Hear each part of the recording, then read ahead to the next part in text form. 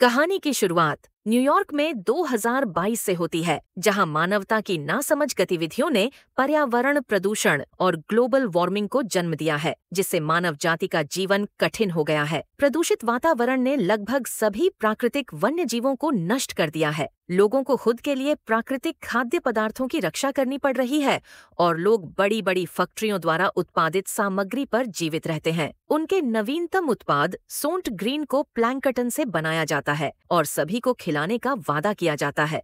हालांकि वर्तमान में इसका उत्पादन अपर्याप्त मात्रा में किया जाता है।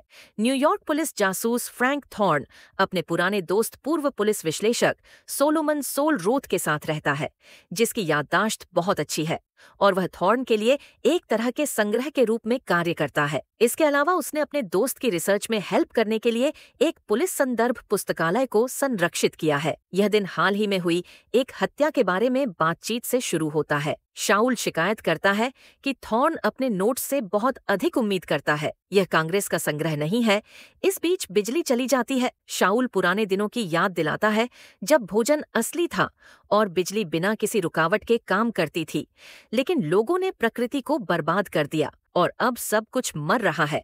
आदमी एक साइकिल पर बैठता है जो अपार्टमेंट के लिए पावर उत्पन्न करती है, जबकि थॉर्न काम पर जाता है और बेघर लोगों के शवों पर कदम रखता है जो उसकी इमारत की सीढ़ियों पर सो रहे हैं। सड़कें पुरानी कारों से भरी हुई हैं जो ईंधन की कमी के कारण अब गरीबों के घरों या अपराधियों की बैठकों के लिए जगह के रूप में काम करती हैं। इन कारों में से एक में गिलबर्ट नाम का एक युवक एक लोहे का हुक लिए हुए एक आगामी नौकरी के लिए जानकारी प्राप्त करता है। इस बीच अमीर विलियम साइमनसन के अपार्टमेंट में उसकी प्रेमिका शर्ली उसे उपहार में दी गई एक मशीन पर खेलती है। वह एक सफल कदम से बहुत खुश है और अपने मालिक को धन्यवाद देती है। जब सुरक्षा गार्ड फील्डिंग लड़की को याद दिलाने के लिए आता है कि उनके जाने का समय हो गया है, जोड़ा एक स्टोर में जाता है जहां दुकानदार उन्हें महंगे उत्पाद बेचता है और उन्हें एक ऐसी वस्तु दिखाता है जो पूरी तरह आम लोगों के लिए इस समय अप्राप्य है।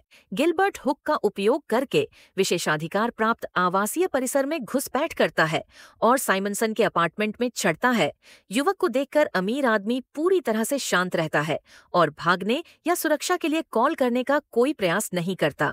गिलबर्ट माफी मांगता है और समझाता है कि उसे भेजने वाले अब साइमनसन की चुप्पी पर भरोसा नहीं कर सकते। अमीर आदमी उसके सभी तर्कों से सहमत होता है और शांति से पुष्टि करता है कि गिलबर्ट जो करने वाला है वह भगवान के लिए आवश्यक है। युवक धातु का हुक उठाता है और साइमनसन के सिर पर वार करता है। कुछ समय बाद थॉर्न मृतक के घर मामले की जांच करने के लिए पहुंचता है। वह केयरटेकर से सवाल करता है जो उसे आश्वस्त करता है कि कैमरा खराब है और जासूस को अपार्टमेंट में ले जाता है जहां शर्ली उसे अनदेखा करते हुए मिलती है। थॉर्न मृतक के शरीर की जांच करता है, अपार्टमेंट में सबूत की तलाश करता है। थॉर्न व्हिस्की बीफ और अन्य खाद्य पदार्थ पाता है और उसका सेवन करता है जो उसके लिए उपलब्ध नहीं है। फील्डिंग शॉपिंग ट्रिप के बारे में बात करता है और पुलिसकर्मी साफ गर्म पानी में अपने हाथ धोने का आनंद लेता है। फिर वह मिले हुए कागजात इकट्ठा करता है। कुछ अच्छी चीजें जैसे टॉयलेटरी और खाना एक अलग बैग में रखता है जिसे साइमनसन के बेडरूम से लिया गया है। इस बीच शर्ली यह सोचकर परेशान है कि अगर वह नहीं जाती तो साइमनसन अभी भी जिंदा होता, लेकिन फील्डिंग उसकी निश्चितता का खंडन करते हुए कहता है कि शायद वह भी मर जाती। बाद में थॉर्न लड़की से पूछताछ करता है, उसके हाथों की जांच करता है। उसे उसकी ईमानदारी पर पूरा विश्वास नहीं है, लेकिन निश्चित रूप से उसे आश्वासन देता है कि वह अपनी नौकरी को जोखिम में नहीं डालेगी। सच तो यह है कि वह इस अपार्टमेंट की है, जैसे कि फर्नीचर। अब वह नए किराएदार का इंतजार करेगी। अगर वह उसे इस समय रखना चाहता है, थॉर्न को सफाई कर्मचारियों के आने की सूचना मिलती है। वह उन्हें साइमनसन को डंप में ले जाने का आदेश देता है, लेकिन कर्मचारी रिपोर्ट करते हैं कि अमीर आदमी को इंसिनरेशन प्लांट में भेज दिया जाएगा। शर्ली इस बात से बहुत दुखी है क्योंकि वह अभी भी अपनी दादी का उचित अंतिम संस्कार को याद करती है। थॉर्न सामान का बैग लेता है और बेघरों के शवों पर कदम रखते हुए अपार्टमेंट में वापस आता है और उसे गिफ्ट्स देता है जो उसने लंबे समय से नहीं देखा था। साफ कागज, साबुन और पेंसिल व मृतक के अपार्टमेंट में पाए गए समुद्र विज्ञान से संबंधित एक वर्गीकृत मृदा रिपोर्ट भी देता है। शाउल सब्जियों को देखकर बहुत खुश होता है और मांस को देखकर रोता है। थॉर्न काम पर जाता है। उसका बॉस लेफ्टिनेंट हैचर दुखी है कि मामला अभी भी अनसुलझा है, लेकिन पुलिसकर्मी आश्वस्त है कि हत्या एक अनुबंध हत्या थी। अपार्टमेंट से कुछ भी चोरी नहीं हुआ था, कोई सुरक्षा नहीं थी और हत्यारे ने एक साधारण डकैती का अनुकरण करने के लिए हथियार के बजाय लोहे के हुक का इस्तेमाल किया। इसलिए जासूस सबसे पहले बॉडीगार्ड की जांच करने का फैसला करता है और उस आदमी को ट्रैक करने के बाद वह अपनी गर्लफ्रेंड मार्टा के अपार्टमेंट को ढूंढता है।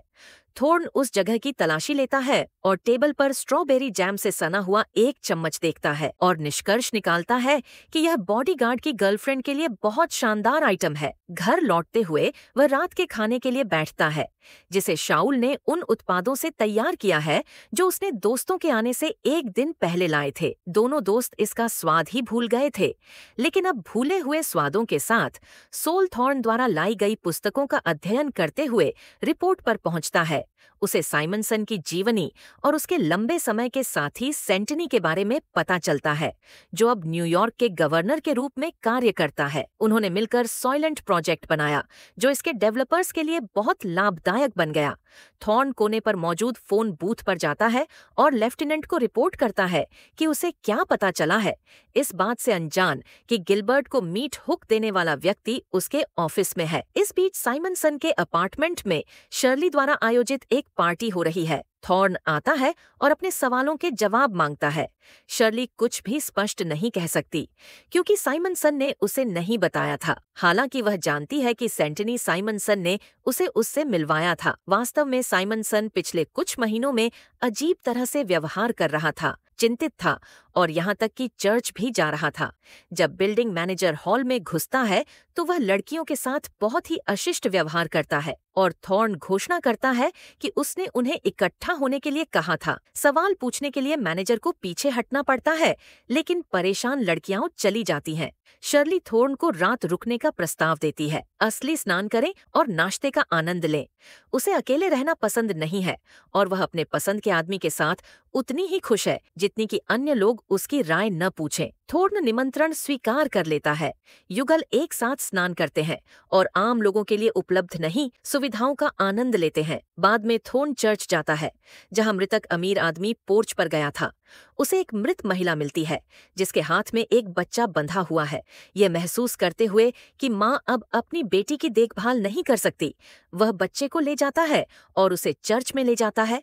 लेकिन इमारत में लोगों की भीड़ होती है जिनके पास कहीं और जाने के लिए नहीं होता है। वह पुजारी को ढूंढता है जिसके सामने साइमनसन ने कबूल किया था। थॉर्न उससे सवाल करने की कोशिश करता है, हालांकि बीमार और भूखे लोगों की भीड़ से थक जाता है।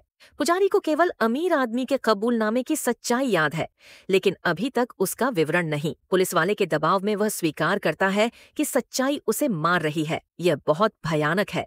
थॉर्न लेफ्टिनेंट के पास लौटता है, जो उसे सूचित करता है कि साइमनसन का मामला बंद हो गया है क्योंकि यह एक साधारण डकैती है।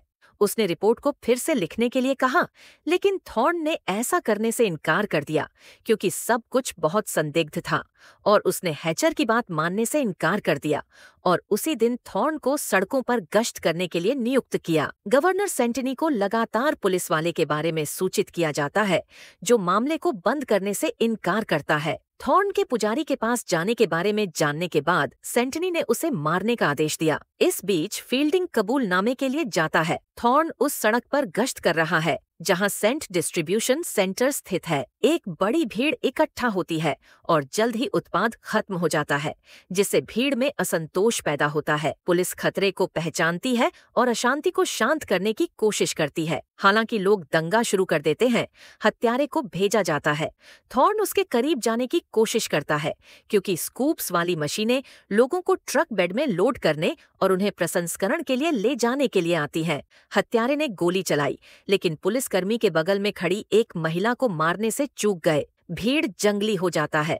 हत्यारा थॉर्न तक पहुंचने की कोशिश करता है और पुलिसकर्मी के पैर में कई चोटें लगाती है। थॉर्न उसे पकड़ने की कोशिश करता है, लेकिन हथियार को देखकर वह आदमी धक्का देता है। वह सीधे मशीन के नीचे आ जाता है और मर जाता है, जिससे पुलिसकर्मी उससे पूछताछ करने और सच्चाई जानने का मौका नहीं पाता है। फिर भी उसे यकीन हो जाता है कि उसके खिलाफ साजिश में फील्डिंग शामिल है। थॉर्न बॉडीगार्ड की गर्लफ्रेंड मार्टा के अपार्टमेंट में घात लगाता है, जिसके दौरान पुरुष लड़ते हैं, जिसके दौरान थॉर्न बॉडीगार्ड पर अपने बॉस की हत्या करने और पुलिसकर्मी पर हमले में निगम को फंसाने का आरोप लगाता है। अंत में वह आदमी को चेतावनी देता है कि वह उसका पीछा करना बंद कर दे, अन्यथा यह बहुत बुरी तरह खत्म हो जाएगा। इसके बाद थॉर्न शर्ली के पास जाता है। इस समय सोलोमन वैज्ञानिकों के एक समूह के पास महासागरीय ग्राफिक रिपोर्ट लाता है, जो खुद को जांच ब्यूरो कहते हैं। शर्ली ने अभी अभी थॉर्न की पट्टी बांधी है और कहीं जाने की पेशकश की है, लेकिन उसे नहीं पता कि वे कहाँ भाग सकते हैं। हर जगह एक ही है, भूख और मरती हुई धरती। लड़की परेशान है क्योंकि आज नया किराएदार आ रहा है, लेकिन पुलिसकर्मी को यकीन है कि वह उसे खुश करेगी। इस बीच वैज्ञानिकों ने अपने शोध के परिणामों की घोषणा की शाउल को, और यह वास्तव में भयानक है। साइमनसन मृदु बोर्ड का सदस्य होने के नाते सब कुछ जान गया और उसका मानस इसे संभाल नहीं सका। निगम ने महसूस किया कि वे उसे बात करने से रोकने के लिए उस पर भरोसा नहीं कर सकते। उन्होंने उसे हटा दिया। अब सुप्रीम काउंसिल में जाने से पहले उन्हें सबूत इकट्ठा करने की जरूरत है। शाउल इस खोज से इतना हैरान है कि वह उस जगह जाने का फैसला करता है जहां वे उसे मरने में हेल्प करेंगे। इस बीच एक नया मालिक साइमनसन के अपार्टमेंट में चला जाता है। वह शर्ली से मिलता है और उसे आकर्षक पाता है। उस शाम शाउल उस जगह जाता है और एक नोट में थॉर्न को सूचित करता है। पुलिसकर्मी तुरंत अपने दोस्त के पास जाता है। शाउल मैनेजर के सवालों का जवाब दे रहा है। उसका पसंदीदा रंग नारंगी है और उसका पसंदीदा संगीत शास्त्रीय है। आदमी को एस्कॉर्ट किया जाता है एक निजी कमरे में, जहां दो युवा लोग बूढ़े आदमी को कपड़े उतारने में मदद करते हैं। उसे एक सोफे पर लिटाया जाता है। शास्त्रीय संगीत बजना शुरू होता है और प्रकृति के दृश्य जो नहीं है, अब लुप्त हो चुके जंगल, विलुप्त हो चुके जंगली जानवर, खोई हुई नदियां, समुद्र की सुंदरता में एक विशाल स्क्रीन पर दिखाई देते हैं। इस समय थॉर्न भगवान के घर पहुंचता है और वे उसे शाउल के कमरे में ले जाते हैं, लेकिन दरवाजे पहले से ही बंद हैं और प्रवेश करना असंभव है। जासूस केवल एक खिड़की से अपने दोस्त के अंतिम क्षणों को देख सकता है। वह शाउल के साथ सुंदर दृश्यों को देखता है, प्रकृति की खोई हुई सुंदरता पर अचंभित होता है, लेकिन शाउल उसे नोटिस करता है और मरने से पहले अपने दोस्त को अलविदा कहने में सक्षम होने के लिए खुश है। वह उसे अपनी खोज के बारे में बताता है और अपने दोस्त से सबूत खोजने और सच्चाई का खुलासा करने के लिए विनती करता है। अंत तक प्रतीक्षा करने के बाद थॉर्न अपने दोस्त के शरीर को ले जाने वाले स्ट्रेचर का पीछा करता है। आदमी तहखाने में घुसने में कामयाब होता है, जहां शवों को बड़े ट्रकों में लोड किया जाता है और वह जल्द ही उनमें से एक पर चढ़ जाता है। ट्रक मानव शरीर के प्रसंस्करण के लिए केंद्र में आता है और थॉर्न देखता है कि कैसे बैग उतारे जाते हैं और कारखानों के अंदर भेजा जाता है। आदमी अंदर जाता है और जल्द ही पाता है एक कन्वेयर बेल्ट जो शवों को निचले स्तर पर ले जाती है। थॉर्न उनका पीछा करता है और प्रक्रिया को ट्रैक करने के बाद आदमी को पता चलता है कि गंदे अनाज को संसाधित मानव शरीर से बनाया जाता है। हालांकि गार्ड उसे देख लेते हैं और पुलिसकर्मी को कई गार्डों को मारते हुए भागना पड़ता है, जो उसे हिरासत में लेने की कोशिश कर रहे थे। रास्ते में वह जल्द ही शहर पहुंच जाता है और अपने प्रीसिंक्ट से कांटेक्ट करने की कोशिश करता है, लेकिन लाइन व्यस्त है। फिर थॉर्न शर्ली के अपार्टमेंट में कॉल करता है और लड़की से नए किराएदार के साथ रहने और बस रहने के लिए कहता है। अंत में हैचर अपने अधीनस्थों की हरकतों से परेशान होकर जवाब देता है, लेकिन थॉर्न के पास कुछ भी कहने का समय नहीं होता। इससे पहले कि वह फील्डिंग के नेतृत्व में निगम के लोगों द्वारा हमला किया जाता है, आदमी वापस गोली चलाता है और चर्च की ओर भागता है। हालांकि वह घायल हो जाता है और फील्डिंग उसके पीछे भागता है। वह चर्च में लोगों के बीच पुलिसकर्मी को खोजता है, खून की बूंदें देखता है और उनका पीछा करता है, लेकिन थॉर्न हमला करता है। पहले लड़ाई होती है, लोग जाग जाते हैं और चिल्लाते हैं, लेकिन पुलिसकर्मी भागने में कामयाब हो जाता है। अपने दुश्मन को मारने के लिए फर्श से चाकू उठाया जाता है। इसी समय हैचर आता है। थॉर्न उसे बताता है कि उसने क्या सीखा है और उसे ब्यूरो के सदस्यों को यह बताने के लिए कहता है कि महासागर मर रहा है और प्लवक, जिससे हर कोई सोचता है कि सॉइलेंट ग्रीन बनता है, अब मौजूद नहीं है। सॉइलेंट ग्रीन लोगों से बनता है, इसलिए निगम जानबूझकर लोगों को पशुधन की तरह पाल रहा है। लेफ्टिनेंट आवश्यक उपाय करने का वादा करता है। थॉर्न को पैरामेडिक्स द्वारा ले जाया जाता है, लेकिन वह आदमी चिल्लाता रहता है कि सॉइलेंट लोगों से बनता है और लेफ्टिनेंट से इसे रोकने के लिए कहता है। इसी सस्पेंस के साथ मूवी यही समाप्त हो जाती है।